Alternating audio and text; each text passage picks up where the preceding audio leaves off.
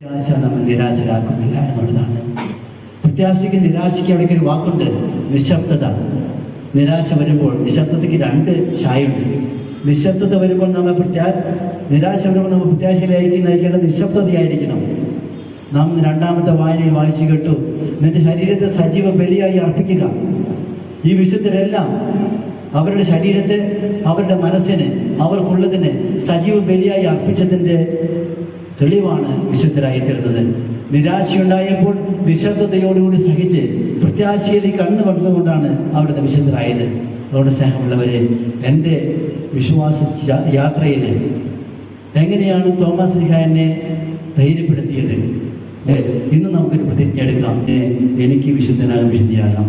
ഈ വിശുദ്ധരുടെ ജീവിതം നമ്മെ കാര്യമായിട്ട് സ്വാധീനിക്കട്ടെ.